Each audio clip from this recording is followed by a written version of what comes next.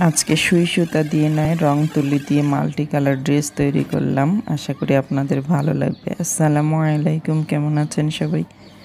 আশা করি ভালো আছেন। আমি আলহামদুলিল্লাহ ভালো আছি।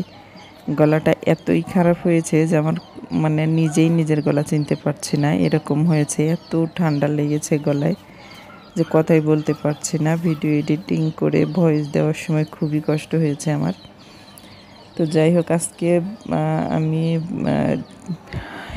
পেইন্টিং ড্রেস তৈরি করছি।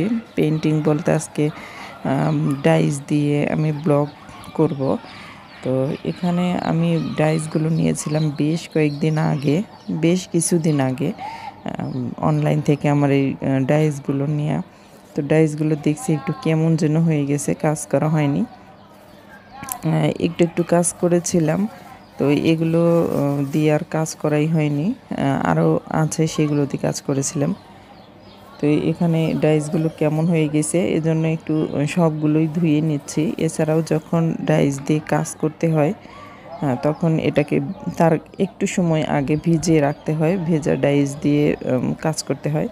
তো আমি এই ডাইসগুলো পুরোটাই একটু সুন্দর করে ধুয়ে রাখতে চাচ্ছি। আর আমার জিনিসগুলোর যত্ন অন্যরকম। আমার জিনিসের একটু এলোমেলো হলে আমার ভালো লাগে না। আমার যে কোনো জিনিস আমি খুবই যত্ন করে রাখি। তো এই জন্য এগুলো একটু ভিজিয়ে রেখে ধুয়ে নিলাম কাঠগুলো। এখন আমার পছন্দ মতো একটু ডিজাইন করব। তো অনেক দিন ধরেই আমার একটা ওড়না রেখেছিলাম, ওড়নাটা একটু ডাইস দিয়ে কাজ করব, পেইন্টিং করব। তো সময় হচ্ছিল না, আজ তো কাজটা শেষ করলাম। তো এখানে আমি কেমিক্যাল দিয়েছি যদিও, তবে সাদা রং যেহেতু ইউজ করব, সাদা রং তো এমনিতেই কেমিক্যাল দেওয়াই আছে, রেডি কালার। তো এখানে আমি অন্য কালারটা মিশিয়ে নিলে আর সমস্যা হবে না, তখন এই কেমিক্যালেই আমার রংটা একদম পারফেক্ট হবে, এই রংটা উঠবে না। কেমিক্যাল মিক্সার করলেই দেখা যাবে যার রং ওঠে না, তবে তার একটা পরিমাণ আছে, পরিমাণ ছাড়া কোনো কিছু হয় না। তবে সামান্যতম হেরফের হলে কিছু হয় না, কিন্তু বেশি ভাগভাবেই এলোমেলো করলে সেটা রংটা টেকসই হয় না। আর সব জিনিসেরই যত্ন আছে, সুই সুতার ড্রেসেরও যত্ন আছে, আর পেইন্টিং ড্রেসেরও যত্ন আছে। ডাইস দিয়ে কাজ করলেও একটু যত্ন আছে। এসব কাজ করা জিনিসের একটু যত্ন করে ব্যবহার করলেই দেখা যায় অনেক দিন সুন্দর থাকে। তো এখানে আমি কি কালারটা যে তৈরি করলাম, আসলে কালারটার রংটা যে কেমন হলো বুঝতেই পারছি না, রংটা কি কালার আসলো। তো যাই হোক, কালারটা কিন্তু অনেক সুন্দর হয়েছে। আমি হলুদ রঙের উপরে এই কালারটা করব।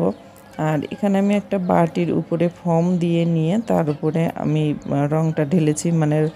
ডাইসের রঙের যে বেড তৈরি করতে হয় সেটা আমি এভাবেই করেছি। শুধু একটা বাটির উপরে ফোমটা বিছিয়ে নিয়েছি, যেহেতু ছোট ডাইস দিয়ে কাজ করব, এটাতেই আমার হয়ে যাবে। যখন বড় বড় ডাইস দিয়ে কাজ করতে হয় তখন জায়গাটা বেশি করে নিতে হয়, ভালো করে বড় জায়গাটাতে রং নিতে হয়, যাতে ডাইসটা সুন্দরভাবে রং পায়। সুন্দরভাবে রং না পেলে কিন্তু রংটা কাপড়ে আবার সুন্দর হবে না। তো আমি এখানে মাল্টি কালার করে নিয়েছি। আমার ওড়নাটা পুরোটাই হলুদ ছিল। আমি ওয়াশ পেইন্ট করে এখানে রঙগুলো একটু মাল্টি কালার করে নিয়েছি। ওড়নাটার কয়েক রকম রং দিয়েছি, আর এই মাঝখানটাতে একটু বেশি জায়গা রেখেছি হলুদ রং। আর তার উপরেই আমি ছোট ছোট ফুলগুলো দিয়ে ডাইস দিয়ে ব্লক প্রিন্টটা করছি। তো রঙগুলো কিন্তু কি সুন্দর পড়ছে দেখছেন। আমি ডাইস আগে ভিজিয়ে নিয়েছিলাম। তো আসলে কোনো কাজের জন্যই প্রচুর পরিমাণে খরচ করতে হয় না, একটু ক্যাপাসিটি করে নিলেই কিন্তু কম খরচের মধ্যে কাজগুলো করা যায়।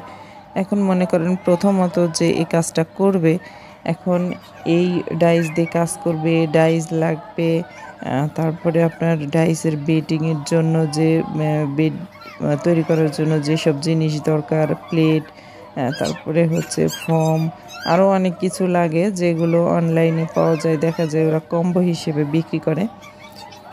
দরকার আছে যারা প্রচুর পরিমাণে কাজ করেন। আর শুধু যে দরকার এরকমভাবেও কিন্তু নিজের ক্যাপাসিটিতেও একটু কাজ করে নিলেও কিন্তু দেখা যায় যে কাজটা হয়ে যায়। আমি এই যে বাটিতে করে ডাইসটা কিন্তু কাজ করে নিলাম, তবে ছোট জিনিস, ছোট ডাইস যেহেতু ছোট জায়গায় করে নিয়েছি এই আর কি। তো প্রথমত আসলে প্রচুর পরিমাণে ইনভেস্ট করাটা ঠিক না। সেটা ইনভেস্ট করে যদি সেলটা করতে না পারা যায়, যদি আমার খরচটা না উঠে, তখন কিন্তু অনেক লস, মন খারাপ হবে, কষ্ট হবে। তো এই জন্য প্রথমত নিজের ক্যাপাসিটিতে কাজ করা উচিত। আর এখানে আমি বেশ কয়েকটা হাফ সিল্ক শাড়ি নিয়েছি। হাফ সিল্কগুলো বেশ কয়েকটা কালার এখানে দেখাচ্ছে, আরও কয়েকটা কালার আছে। কালো, একদম কুচকুচে কালো, এটা হাফ সিল্ক শাড়ি। তবে হাফ সিল্কের মধ্যে কাজ করে যারা একটু কম খরচের মধ্যে নিতে চায়, তারা কিন্তু হাফ সিল্ক শাড়ি দিয়েই কাজটা করতে পারে, পেইন্টিং করতে পারে। আমি এর আগেও হ্যান্ড পেইন্ট করেছিলাম শাড়িতে, আর এগুলো নিয়েছি, আমি সময় মতো করব, দেখাবো ইনশাল্লাহ। শাড়িগুলোতে কী ধরনের কাজ করি, ডাইস দিয়ে নাকি পেইন্ট করে তুলি, রং তুলি দিয়ে, যাই হোক যেটাই করি দেখাবো। আর এখানে আমার বাগানের ছোট্ট ছোট্ট কয়েকটা পুঁই শাক ছিল, মানে এবছরে না, গত বছরে লাগানো, সেই শিকড় ছিল, তা থেকে পাতা হয়েছে বেশ কয়েকটা, তাই তুলছিলাম একটু রান্না করার জন্য। যদিও ছোট, তবু কিন্তু নিজের মানে শখের জিনিস, এটাই বেশি ভালো লাগছে, তাই শাকগুলো তুলছিলাম। তো যাই হোক, আর এখানে আমি আমার ওড়নাটা এভাবেই আমি পেইন্ট করেছি, মানে ওয়াশ পেইন্ট করা আছে, মাল্টি কালার করেছি ওয়াশ পেইন্ট করে, আর মাঝখান দিয়ে লম্বা লম্বা এটা ডাইস দিয়ে ব্লক প্রিন্ট করেছি। আর হচ্ছে এখানে ছোট ছোট ডাইস দিয়ে ছিটানো ফুল দিয়েছি। তো আসলে আপুরা দেখে অবশ্যই আমাকে কমেন্ট করে জানাবেন দেখতে আসলে কেমন লাগছে। আর ওটা ছিল ওড়না, আর এটা একটা কামিজ, মানে জামার, এটা হলো রং তুলি দিয়ে পেইন্ট করা, তুলি দিয়ে কাজ করেছিলাম, এটা সাথে একটু সুই সুতার কাজ করেছি। তো পুরোটাই করতে চাচ্ছিলাম, কিন্তু করব না, পুরোটা বেশি কাজ আর করবো না, শুধু ফুলগুলোতে আমি একটু সুই সুতা দিয়ে কাজ করেছি পেইন্টের উপরে। আগের তুলি দিয়ে পেইন্ট করেছিলাম, তারপরে হচ্ছে একটু সুই সুতা দিয়ে কাজ করেছি। এটা অবশ্যই জানাবেন কেমন লাগছে। আমার প্রিয় আপুরা অনেকেই আমার ভিডিওগুলো খুবই পছন্দ করেন। আমার আপুরা অনেকেই আছেন যারা কমেন্ট করে আমার পরিচিত হয়ে গেছেন, আমি দেখলেই বুঝতে পারি আমার এই আপুরা পরিচিত। তো সেসব আপুদেরকে অনেক অনেক অনেক ধন্যবাদ, আর আমার পক্ষ থেকে ভালোবাসা রইল সেসব আপুদের জন্য। আর এই যে আমি কাজটা করেছি, যে সুই সুতা দিয়ে একটু পেঁচানোভাবে সেলাইটা করেছি, দেখতে কিন্তু অনেক ভালো লাগছে। তো আজকের মতো এখানেই বিদায় নিচ্ছি, ভালো থাকবেন সবাই, আল্লাহ হাফেজ।